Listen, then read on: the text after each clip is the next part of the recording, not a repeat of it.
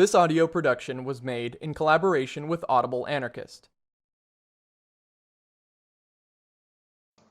Direct Action by Emile Pouget.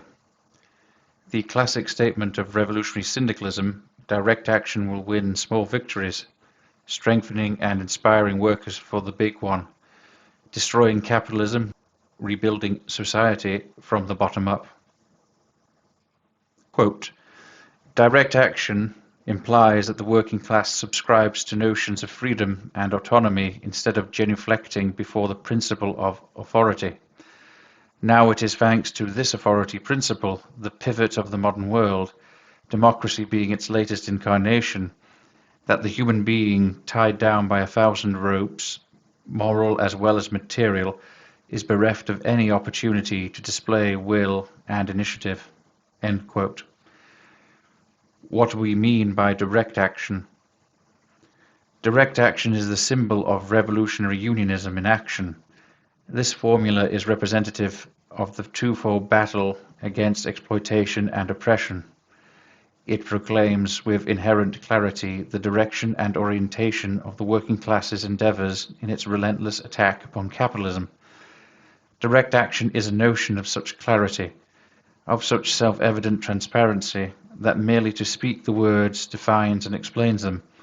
It means that the working class, in constant rebellion against the existing state of affairs, expects nothing from outside people, powers or forces, but rather creates its own conditions of struggle and looks to itself for its means of action.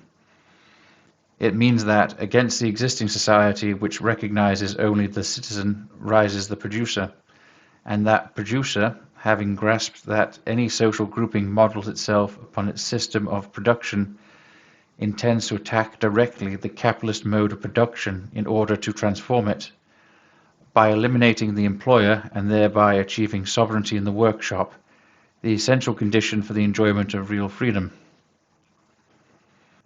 The negation of parliamentarism. Direct action thus implies that the working class subscribes to notions of freedom and autonomy instead of genuflecting before the principle of authority.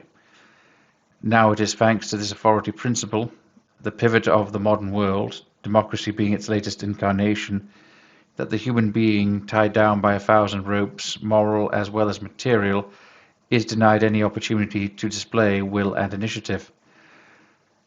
From this negation of parliamentarism, false and hypocritical, and the ultimate form of the crystallization of authority, arises the entire syndicalist method. Direct action therefore arises as simply the fleshing out of the principle of freedom, its realization in the masses, no longer in abstract, vague, indistinct forms, but rather as clear-cut, practical notions, inspiring the rebelliousness that the times require. It is the destruction of the spirit of submissiveness and resignation that degrades individuals and turns them into willing slaves, and a blossoming of the spirit of revolt, the factor of fertilizing human societies. This fundamental and complete rupture between capitalist society and the world of labor, as encapsulated in direct action, was articulated by the International Working Men's Association in its motto, quote, "The emancipation of the workers will be carried out by the workers themselves," end quote, and it made a contribution towards making a reality of this divorce by attaching supreme importance to economic associations. But confused still was the influence it would attribute to them.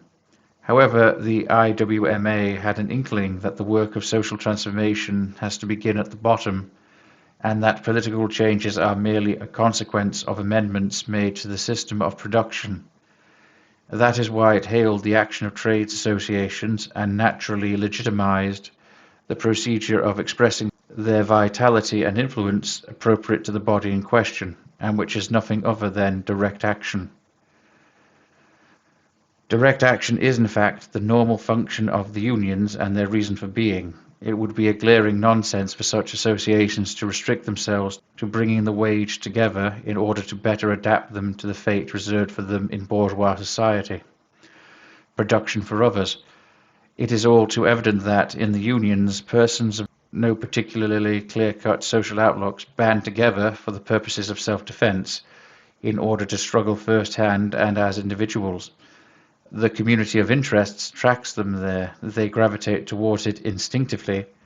There, in that nursery of life, the work of fermentation, elaboration, and education is made. The union raises the consciousness of workers blinkered still by the prejudices inculcated into them by the ruling class. It opens their eyes wide to the overriding necessity of struggle, of revolt. It prepares them for social battles by marshalling their concerted efforts. From such instruction it follows that every individual must act without ever offloading onto others the task of acting in their place. It is in these gymnastics that the individual is imbued with a sense of her own worth, and in extolling such worth lies the fertilizing power of direct action. It marshals human resourcefulness, tempers characters and focuses energies. It teaches self-confidence and self-reliance and self-mastery and acting for oneself. Now, if we compare the methods in use in democratic associations or groupings, we find that they have nothing in common with this constant tendency to raise consciousness, nor with this adaptation to action that permeates human being from the stranglehold of passivity and listlessness, wherein democratism tends to confine and paralyze her. It teaches her willpower instead of mere obedience, and to embrace her sovereignty instead of conferring her part upon a representative. By so doing, it shifts the axis of social orientation so that human energies, instead of being squandered upon harmful and depressing activity, derive from their legitimate expenditure the necessary sustenance for their continued development. Expropriatory education. 50 years ago, in the time around 1848, back in the days when Republicans still believed in something, they admitted how much of an illusion, how much of a lie, and how powerless the representative system was, and they searched for ways to overcome its defects. Rittenhausen, too mesmerized by the political frippery, which she supposed was crucial to human progress, reckoned that she had found a solution in the shape of, quote, direct representation, end quote. Proudhon, on the other hand, presaging revolutionary unionism, spoke of the coming economic federalism that would bypass, with all of life's superiority, the sterile notions of the whole political setup. The economic federalism being hatched from within the workers' organizations implies the recuperation by trades bodies of certain useful functions, thanks to which the state conjures up illusions as to its raison d'etre, and at the same time the elimination of its noxious, restrictive, and repressive functions, thanks to which capitalist society is perpetuated. But for this burgeoning of society to become a possibility, preparatory work must first have drawn together within the existing society those elements whose role it will be to make it happen. This is the task assumed by the working class. Just as a building is built from the foundations up, so this internal undertaking, which involves both the dismantling of the factors making up the old world and incubating the new edifice, starts from the bottom up. No longer is it a matter of taking over the state, nor of tinkering with its cogs or changing its personnel. The point is to transform the mechanism of production by doing away with the boss in workshop and factory, and replacing production for profit with production in common for the benefit of all, the logical consequence of which is the ruination of the state. The work of expropriation has begun. Step by step, it is pursued by day-to-day struggles against the current master of production, the capitalist. Her privileges are undermined and eaten away, the legitimacy of her leadership and mastery functions is denied, and the change that she levies upon everyone's output on the pretext of recompense for capital investment is considered theft. So, little by little, he is being bundled out of the workshop until such time as he can be driven out entirely and forever.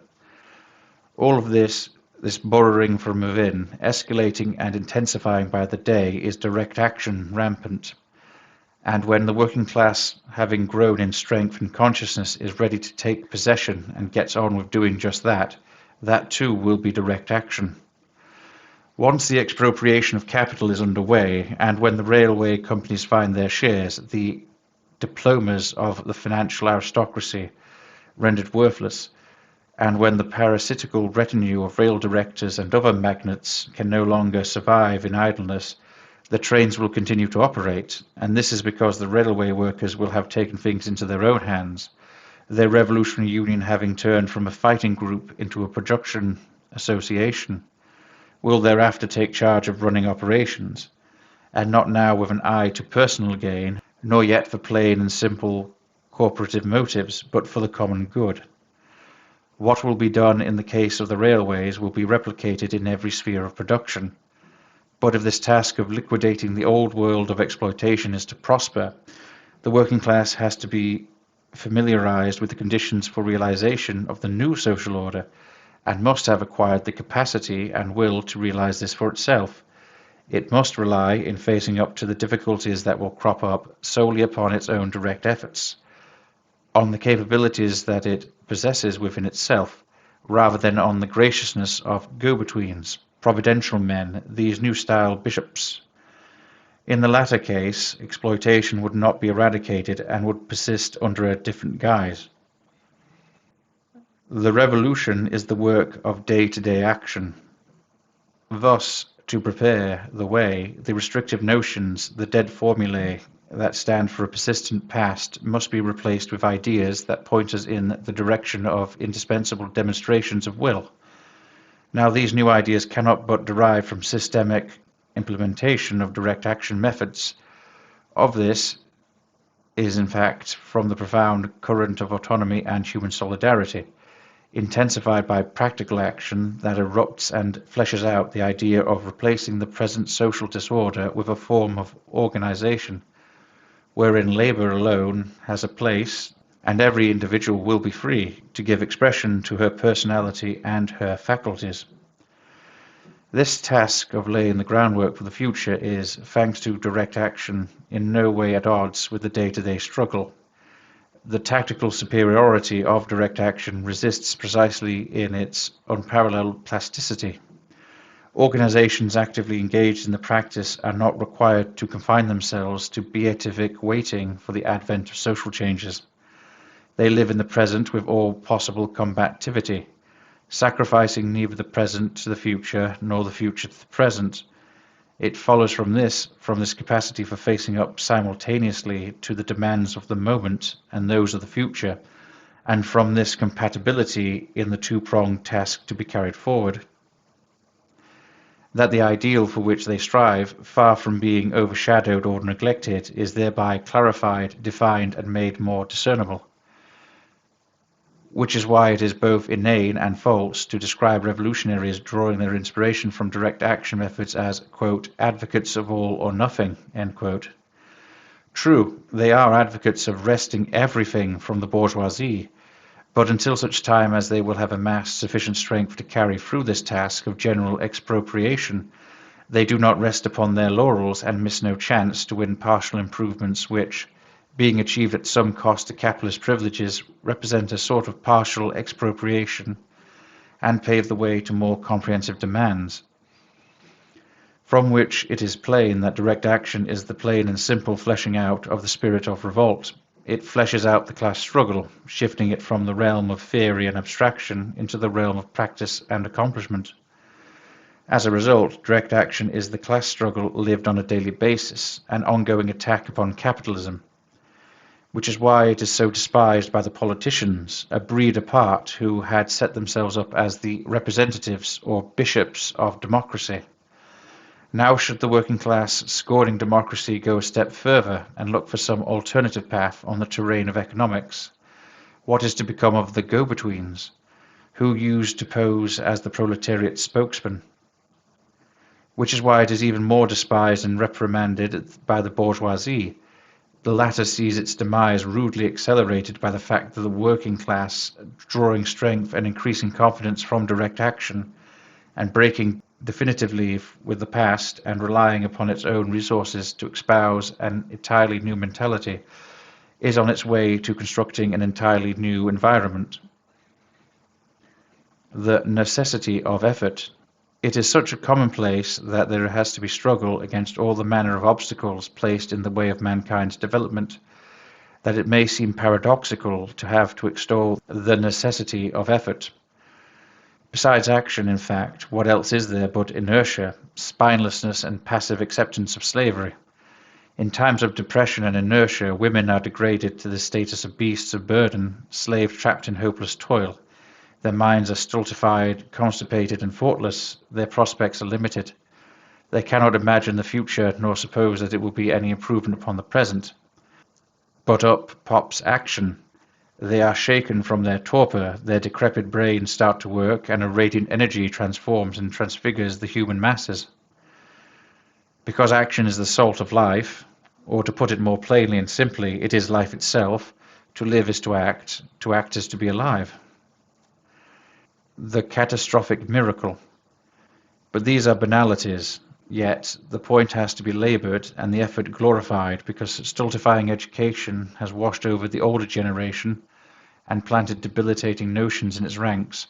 The futility of effort has been elevated to the status of a theory, and it has been given out that any revolutionary achievement would follow the ineluctable course of events. Catastrophe, it was proclaimed, would come to pass automatically. Just as soon as, in the ineluctable course of events, capitalist institutions would reach a point of maximum tension, whereupon they would explode by themselves. Effort by woman in economic terms was proclaimed redundant. Her action against the restrictive environment besetting her were affirmed futile.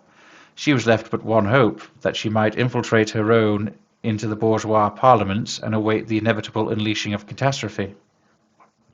We were taught that this would come to pass mechanically and inescapably when the time was ripe, with concentration of capital being effected through the immanent laws of capitalist production itself. The number of capitalist magnates, usurpers, and monopolists was spiraling ever downwards, so that a day would come when, thanks to the conquest of political power, the people's elected representatives would use law and decree to expropriate this handful of great capitalist barons. What a perilous and stultifying illusion such passive waiting for the coming of the Messiah revolution represents. And how many years or centuries will it take to capture political power? And even then, supposing that it has been captured, will the number of capitalist magnates have fallen sufficiently by that point? Even allowing that the expansion of trusts may have swallowed up the medium bourgeoisie, does it follow that they will have been thrust down into the ranks of the proletariat? Will they not rather have carved themselves out a place in the trusts, and will the number of parasites living without producing a thing not be at least the same as they are today? If the answer is yes, can we not suppose that the beneficiaries of the old society will put up a fight against the expropriating laws and decrees? An equal number of problems would be posed, before which the working class would be powerless and bewildered as to what to do, should it have made the mistake of remaining mesmerized by the hope of a revolution's coming to pass in the absence of any direct effort on its part. The so-called Iron Law. Even as we were being bamboozled with this messianic faith in the revolution, to stultify us even further, and the better to persuade us that there was nothing that could be attempted, nothing to be done, and in order to plunge us even deeper into the mire of inaction, we were indoctrinated with the quote, iron law of wages, end quote. We were taught that, under this relentless formula, primarily the work of Ferdinand Lassalle, in today's society, any effort is a waste of time, any action futile, in that the economic repercussions soon restore the poverty ceiling through which the proletariat cannot break. Under this iron law, which was then made into the keystone of socialism, it was proclaimed that, quote, as a general rule, the average wage would be no more than what the worker strictly required for survival. And it was said, that figure is governed by the capitalist pressure alone, and this can even push it below the minimum necessary for the working woman's subsistence. The only rule with regard to wage levels is the plentiful or scarce supply of woman power, end quote. By way of evidence of the relentless operation of this law of wages, comparisons were made between the worker and a commodity. If there is a glut of potatoes on the market, they are cheap. If they are scarce, the price rises. It is the same with the working woman. It was said her wages fluctuate in accordance with the abundant or short of labour. Against the relentless arguments of this absurd reasoning, no voice was raised, so the law of wages may be taken as right. For as long as the working woman is content to be a commodity, For as long as, like a sack of potatoes, she remains passive and inert and endures the fluctuations of the market, for as long as she bends her back and puts up with all of the boss's snubs, the law of wages functions. But things take a different turn the moment that a glimmer of consciousness stirs this worker potato into life. When instead of dooming herself to inertia, spinelessness, resignation, and passivity, the worker wakes up to her worth as a human being, and the spirit of revolt washes over her, when she bestirs herself energetic, willful, and active, when instead of rubbing shoulders absently with her neighbours, like a potato alongside other potatoes, and comes into contact with them, reacts with them, and they in turn respond to her, once the labour bloc comes to life and bestirs itself, then the laughable equilibrium of the law of wages is undone. A novel factor, the will of the worker. A novel factor has appeared on the labour market, the will of the worker, and this factor, unknown when it comes to setting the price of a bushel of potatoes, has a bearing upon the setting of wages. Its impact may be large or small according to the degree of tension of the labour force, which is a product of the accord of individual wills beating in unison. But whether it be strong or weak, there is no denying it. Worker cohesion thus conjures up against capitalist might, a might capable of standing up to it, the inequality between the two adversaries, which cannot be denied when the exploiter is confronted only by the working woman on her own, is attenuated in proportion with the degree of cohesion achieved by the labour bloc. From then on, proletarian resistance, be it latent or acute, is an everyday phenomenon. Disputes between labour and capital quicken and become more acute. Labour does not always emerge victorious from these partial struggles. However, even when defeated, the workers in struggle still reap some benefit. Resistance from them has obstructed pressure from the employers and often forced the employer to grant some of the demands put. In this case, the character of high solidarity in revolutionary unionism is vindicated. The result of the struggle brings benefits to untrustworthy, less conscious brothers, and the strikers relish the moral delights of having fought for the welfare of all. That labour's cohesion leads to wage increases is acknowledged with quite good grace by the theoreticians of the iron law. The facts are so tangible that they would be hard put to it to offer a serious rebuttal. But they protest that, in parallel with the wage increases, there is an increase in the cost of living, so that there is no increase in the worker's purchasing power, and the benefits of her higher pay are thereby nullified. There are circumstances in which we do find such repercussions, but the rise in living costs in direct association with the rise in pay is not so constant that it can be taken as axiomatic. Moreover, when such rises occur, this is, in most instances, proof that the worker, after having struggled in her producer capacity against her boss, has neglected to look to her interests in her capacity as consumer. Very often it is the passivity of the purchaser vis-à-vis the trader, of the tenant vis-à-vis the landlord, etc., that allows the landlords, traders, etc., to claw back from added levies upon the working woman as consumer the benefit of the improvements that she has extracted as producer. Furthermore, the irrefutable proof that wage levels need not necessarily result in parallel increases in the cost of living is furnished by countries where working hours are short and wages high. Life there is less expensive and less restricted than in countries where working hours are long and wages low. Wages and the cost of living.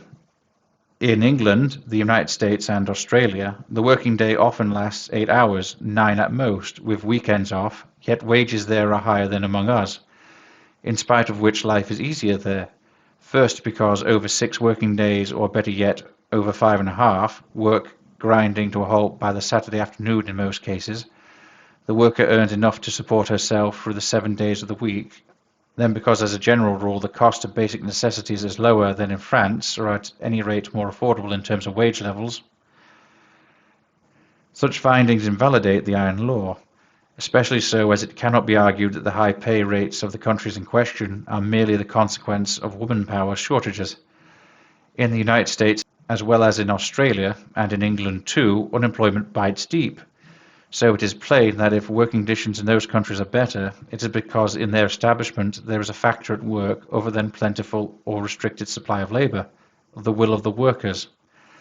Such improved conditions are the results of workers' efforts of the determination of the worker to refuse to accept a vegetative, restrictive life, and they were won through the struggle against capital. However, no matter how violent the economic skirmishes that improved these conditions may have been, they have not created a revolutionary situation. They have not pitted labour against capital in a face-to-face confrontation between enemies. The workers have not, at any rate not as a body, attained class consciousness. Thus far their aspirations have been unduly modest at the aspiration to accommodation with the existing society. But times change. The English, the Yanks, and the rest are in the process of acquiring the class consciousness that they were lacking. If we move on from examining high-wage, shorter-hour societies to look at our own peasant regions, where, confident of finding an ignorant, compliant population, a number of industrialists have set up their factories, we find the opposite phenomenon.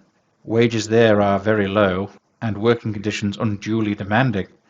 The reason is that since the will of the workers there is lethargic, it is capitalist pressure alone that determines the working conditions.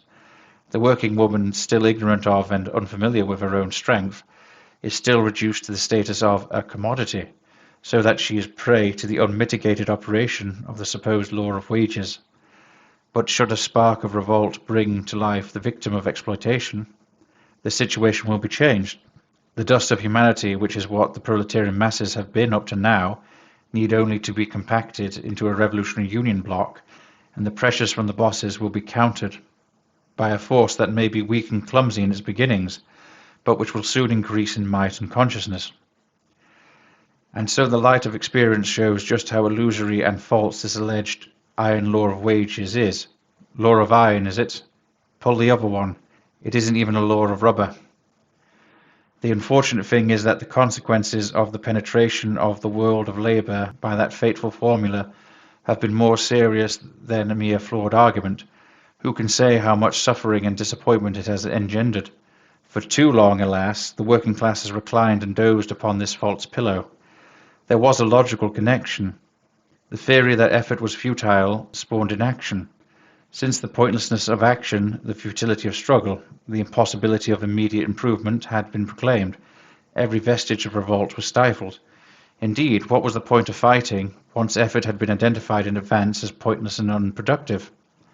When one knew that one was doomed to failure. Since struggle promised only blows, with no hope of even slight benefit, was it not wiser course to remain calm? And that was the argument that ruled the roost. The working class accommodated itself to an apathy that played right into the hands of the bourgeoisie. Thus, when, under pressure of circumstance, the workers were driven into a dispute, it was only with a heavy heart that the gauntlet was picked up. Striking even came to be reputed as an evil to be endured if it could not be averted, and one to which one resigned oneself with no illusion that any real improvement might issue from a favourable outcome. Overwhelming evil is not the seed of rebellion. Parallel to this crippling belief in the impossibility of breaking through the vicious circle of the iron law of wages, and by way of a warped deduction from this law, that trusting to the revolutions coming to pass as events unfolded without assistance, without any intervening effort on the part of the workers, some people rejoiced if they could detect any increase in pauperization, the worsening of misery, employer arbitrariness, government oppression, and the like. To listen to these poor logicians, the revolution just had to sprout from overwhelming evil, so every upsurge in misery and calamity, etc., struck them as a good thing, hastening the fateful hour. A crack-brained error, a nonsense. The only thing that abundance of evils, no matter what form these may assume, achieves, is to wear down those who suffer them even more, and this is readily appreciated. Instead of bandying words, one need only look around and take it all in. Which are the trades where revolutionary union activity is most pronounced? The ones where, not having to put in unduly long working hours, the comrades can, when their shift is finished, enjoy a social life, attend meetings and take an interest in matters of common concern. The ones where wages are not slashed to such an extent that any deduction for dues or a newspaper subscription or the purchase of a book amounts to one loaf less upon the table. By contrast, in the trades where the length and intensity of the work are excessive, once the worker leaves penal servitude to her boss behind her, she is physically and mentally spent. So her only ambition, before making her way home to eat and sleep, is to down a few mouthfuls of alcohol to buck herself up. lift her spirits and stiffen her resolve.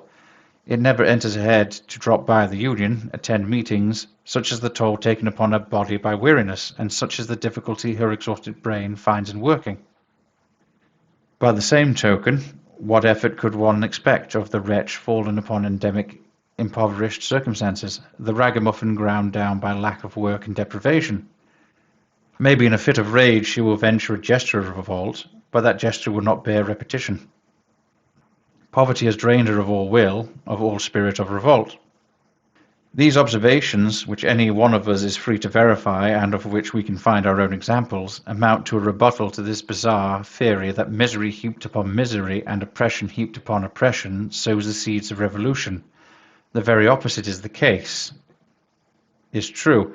The weakling at the mercy of fate, her life restricted and herself materially and morally a slave, will not dare to bridle under oppression. For fear of worse to come, she will draw in her horns and refuse to budge or make any effort and will wallow in her wretchedness. It is different with someone who achieves a womanhood through struggle, someone who, having a less narrow life and a more open mind, and having looked her exploiter in the face, knows that she is a match for her. Which is why partial improvements do not have the effect of lulling the workers to sleep. Instead, they act as a reassurance and a spur to her in staking further claims and making further demands. The result of well-being, which is always a consequence of the display of proletarian might, whether the interested party is wrested from the struggle or the bourgeoisie deems it prudent and politic to make concessions, in order to take the edge off clashes which it foresees or fears, is to add to the dignity and consciousness of the working class, and also, and above all else, to increase and hone its appetite for the fight. As it shrugs off its physiological and intellectual poverty, the working class matures. It achieves a greater sensitivity, grows more alive to the exploitation it endures, and its determination to break free of this is all the greater. It also gains a clearer perception of the irreconcilable contrast between its own interests and those of the capitalist class. But no matter how important one may suppose them to be, piecemeal improvements cannot take the place of the revolution or stave it off. The expropriation of capital remains a necessity if liberation is to be feasible.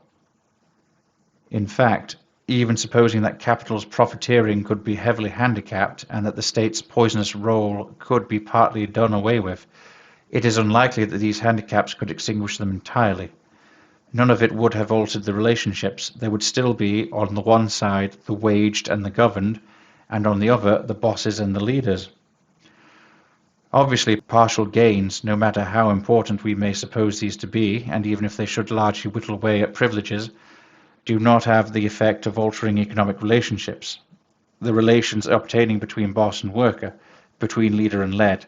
Therefore, the worker's subordination to capital and the state endures, from which it follows that the social question looms as large as ever, and the barricade dividing the producers from the parasites living off them has not been shifted, much less flattened.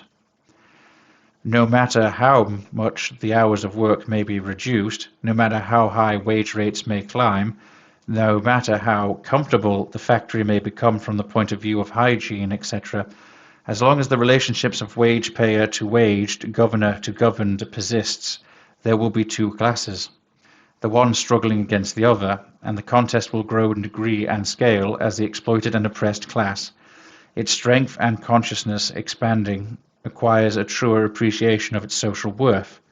As a result, as it improves itself and educates itself and betters itself, it will bring ever more vigor to its undermining of the privileges of the opposing parasite class. And this will carry on until all hell breaks loose, until the day when the working class, after having steeled itself for the final break, after having hardened itself through continual and ever more frequent skirmishes against its class foe, will be powerful enough to mount the crucial assault, and that will be direct action taken to its ultimate, the general strike. Thus, to sum up, careful scrutiny of social phenomena allows us to set our faces against the fatalistic theory that proclaims the futility of effort and against the tendency to suppose that better times can spring from bad ones run riot. Instead, a clear-sighted appreciation of these phenomena throws up the notion of a process of unfolding action, We find that the reverse is suffered by the bourgeoisie, the piecemeal gains wrested from it fan the flames of revolt, and we find too that just as life springs from life, so action inspires action. Force and violence. Direct action, the manifestation of the worker's strength and determination, shows itself in accordance with circumstance and setting, through acts that may well be very anodyne, just as they might as easily be very violent. It is simply a matter of what is required. Thus, there is no specific form of direct action. Some people with a very superficial grasp of things explain it away in terms of an orgy of window breaking. Making do with such a definition, which brings joy to the hearts of the glaziers, would be to take a really narrow view of this exercise of proletarian might. It would be to reduce direct action to a more or less impulsive act, and that would be to ignore what it is in it that constitutes its greatest value, and to forget that it is the symbolic enactment of workers' revolt. Direct action is workers' might applied to creative purposes. It is the force that acts as midwife to a new law, enshrining social entitlement. Force lies at the back of every movement and every action, and of necessity. It is the culmination of these. Life is the exercise of force, and beyond force there is only oblivion. Nothing is made manifest, nothing is materialized in its absence. The better to pull the wool over our eyes and keep us under their yoke, our class enemies have drummed it into us that imminent justice need not resort to force. Nonsensical exploiters of the people. In the absence of force, justice is nothing but tomfoolery and lies. The grievous martyrdom of the people down through the centuries bears witness to this. Though theirs were just causes, force in the service of the religious authorities and secular masters crushed and trampled the peoples, all in the name of some supposed justice that was nothing but a monstrous injustice, and that martyrdom goes on. Minority versus majority. The labouring masses are always exploited and oppressed by a parasitical minority which, had it only its own resources to rely upon, could not preserve its rule for a single day, for one single hour.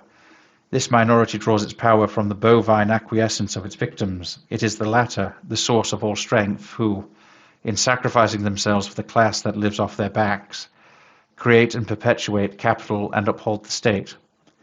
Now, if this minority is to be unseated, it cannot be enough, today any more than in the past, to dissect the social falsehoods that serve as its principles, expose its iniquity, or detail its crimes. Against brute force, an idea, reduced to its powers of persuasion alone, is beaten before it starts. The fact is that, no matter how beautiful it may be, an idea is only a soap bubble unless sustained by force, unless rendered fertile by it. So what will it take to stop the unwitting sacrifice of majorities to a senseless, rascally minority? The establishment of a force capable of counterbalancing what the propertied and ruling class extracts from the people's delusion and ignorance. It is up to the conscious workers to make just such a force a reality. The problem consists, for those desirous of shrugging off the yoke fashioned for them by the majorities, of reacting against so much passivity and seeking one another out, coming to some accommodation and reaching agreement. This vital task of revolutionary coalescence and cohesion is carried out inside the Revolutionary Union Organization. There a growing minority is formed and grows, its aim to acquire sufficient strength, first to counterbalance and then to annihilate the forces of exploitation and oppression.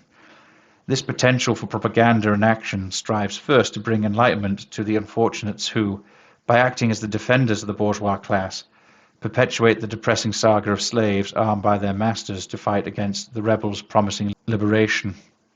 It would be impossible to focus too much effort on this preparatory task. In fact, we must get the full measure of the dampening potential represented by militarism.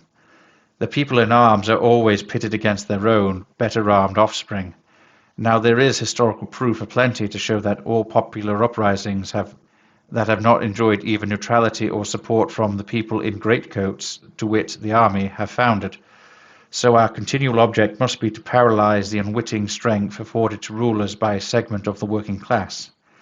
That done, there still remains the matter of breaking the power of the parasitical minority proper, and it would be a grave error to regard it as negligible. This in broad outline is the task that falls to the conscious workers. Ineluctable violence. As for anticipating the circumstances and timing of the decisive clash between the forces of the past and the forces of the future, that belongs to the realm of hypothesis. What we may be sure of is that it will have been prefaced and prepared by more or less sudden sniping, clashes and contacts.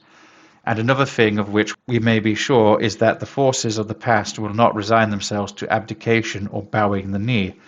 Now it is precisely this blind resistance to progress which has, in the past, all too often marked the achievement of social progress with brutality and violence.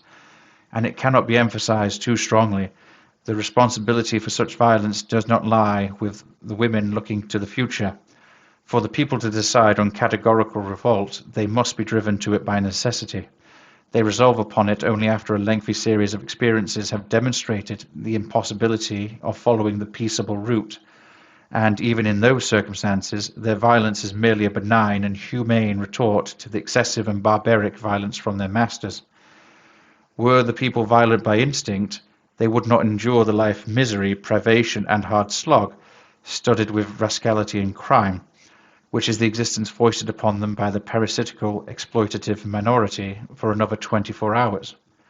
Here we need have no recourse to philosophical explanation to demonstrate that women are born, quote, neither good nor bad, end quote, and become one or the other according to their environment and circumstances.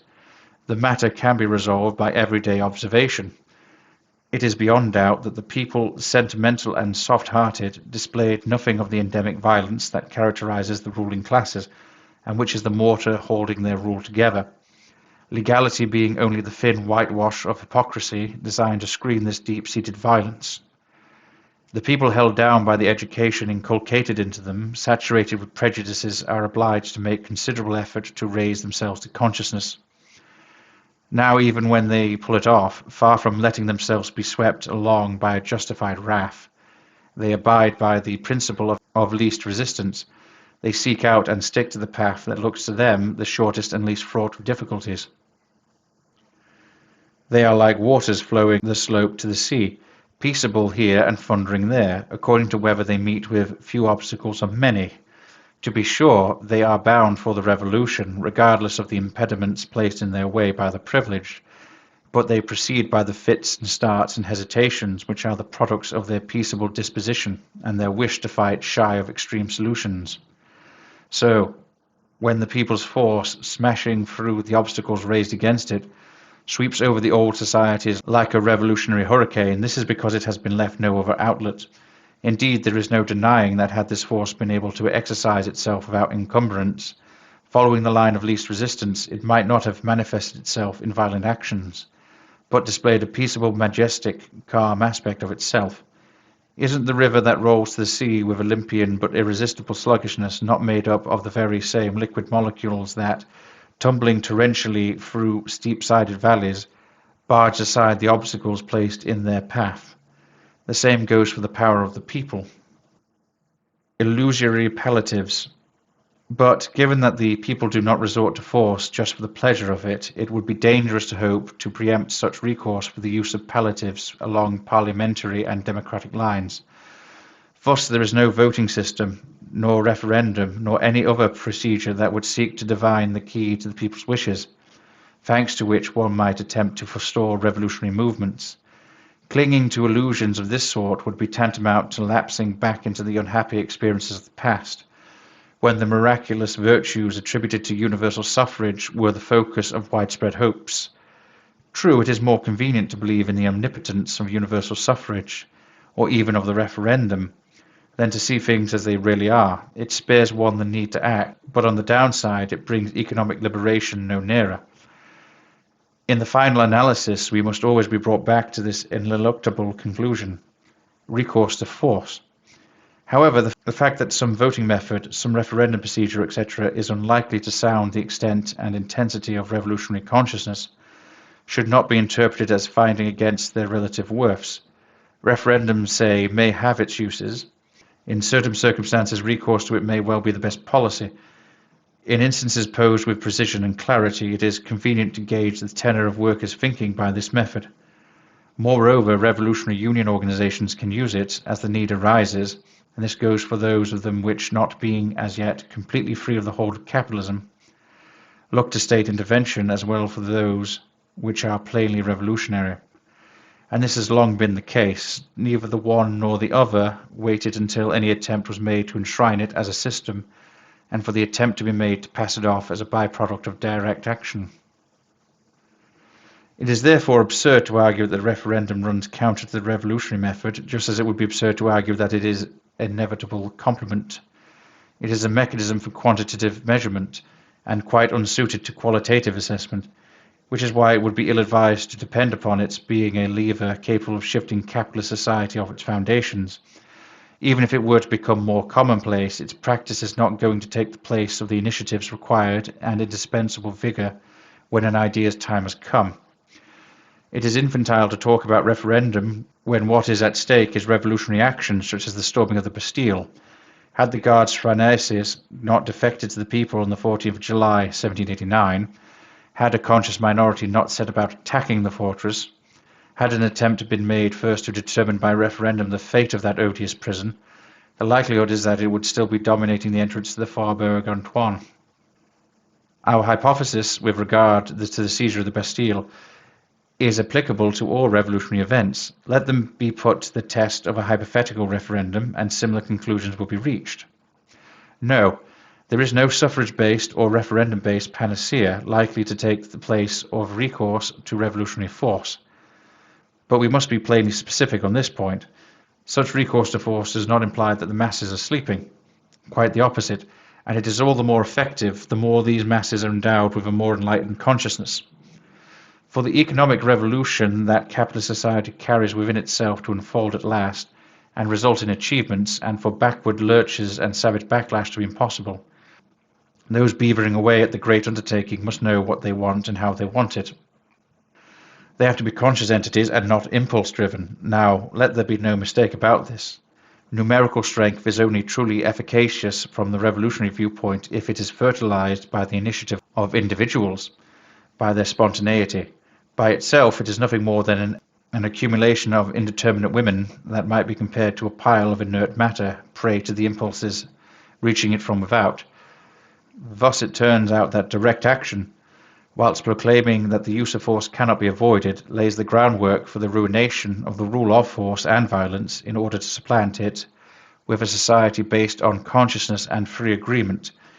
This because it is the popularization in the old society of authoritarianism and exploitation, of the creative notions that set the human being free, development of the individual, cultivation of the will, and galvanization for action. And so we are brought to the conclusion that direct action, quite apart from its value as a boon to society, carries within itself a value as moral fecundation, in that it refines and elevates those whom it impregnates, releasing them from the straitjacket of passivity and inciting them to radiate strength and beauty.